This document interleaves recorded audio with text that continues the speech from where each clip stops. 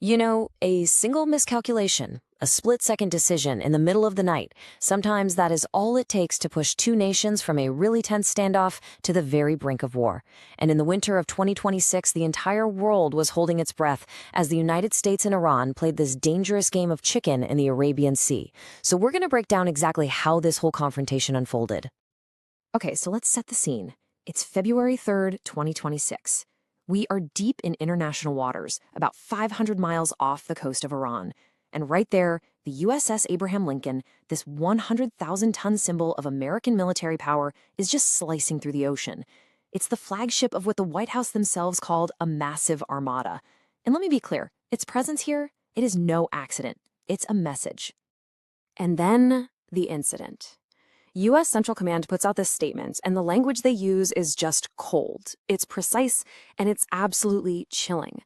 See, when you hear military officials use words like unnecessarily maneuvered, that's the official speak for an aggressive act, a deliberate provocation that just crossed a major red line.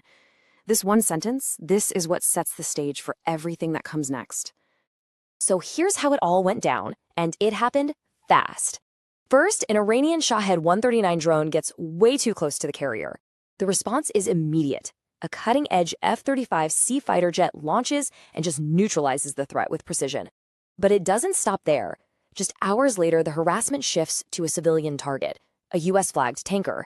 Iran's Revolutionary Guard Corps boats, the IRGC, they swarm this vessel, threatening to seize it, which is a classic IRGC move. It's only because the destroyer USS McCall got there in time that a huge international incident was avoided. So you see, this wasn't just one drone. This is a coordinated, multi-pronged provocation. But a series of events like this, they don't just happen in a vacuum, right? This was the boiling point after more than a year of escalating tensions, secret operations, and some really high-stakes political games. So the big question is, how did we even get here? To understand the spark, you've got to look at the fire that had been burning for months. Well, the return of Donald Trump to the White House in 2025, that kicked off a whole new era of maximum pressure on Tehran. And this wasn't just a policy on paper. It was a strategy of open confrontation, one that played out on the world stage and on the streets of Iran itself. This timeline really lays out the dangerous feedback loop of action and reaction.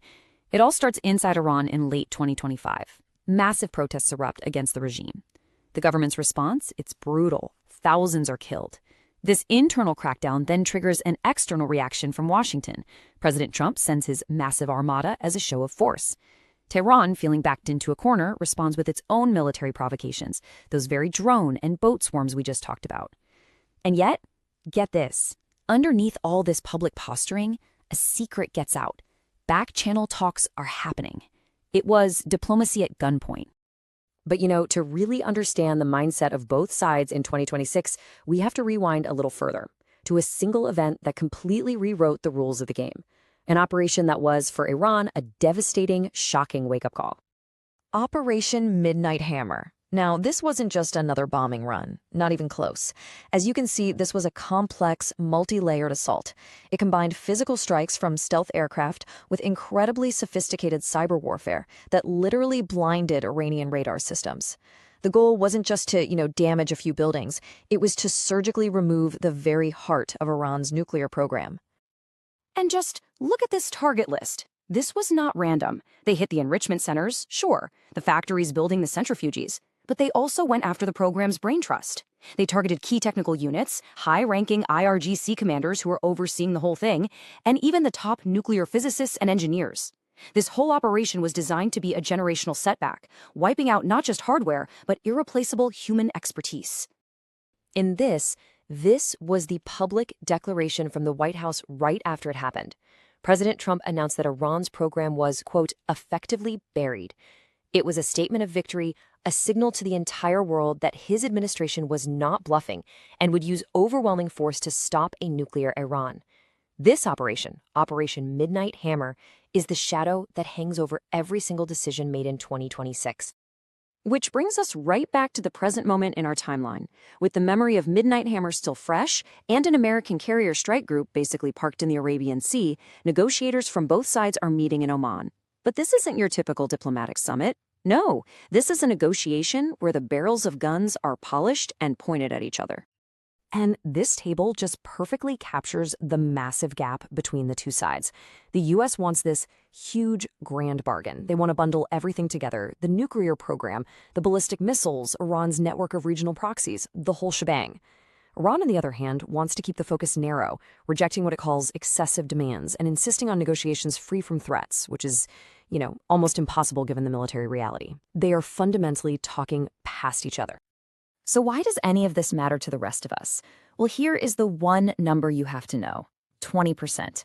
1/5 of the entire planet's oil supply passes through one narrow choke point, the Strait of Hormuz, right on Iran's doorstep.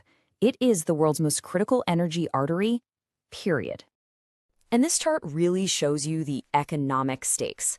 Remember that little drone incident we started with? That alone caused a 3% spike in oil prices almost overnight. But if these talks completely fail and the conflict gets so bad that Iran tries to close the strait, well, analysts estimate prices could skyrocket by 50%, maybe even more. That is not just a number on a screen. That's a full-blown global economic crisis. But of course, it's not just a simple two-player game.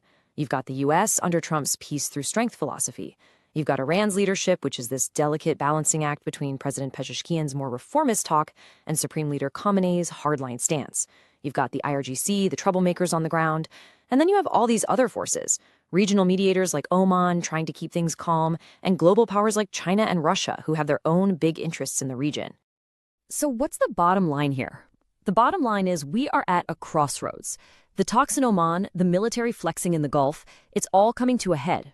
And the next moves that are made could lead us down wildly different paths for the region and for the entire world. All right, let's break down the possibilities. Best case scenario, a diplomatic breakthrough. They actually sign a comprehensive deal, tensions go down, and the world breathes a massive sigh of relief. The more likely case, a messy, grinding stalemate. The talks don't really succeed, but they don't totally fail either. And we just see this continued low-level conflict, a drone here, a cyber attack there, keeping everyone on edge. And then there's the worst case. The talks collapse completely. The US launches a Midnight Hammer 2.0, and this time, Iran's response triggers a full-blown regional war.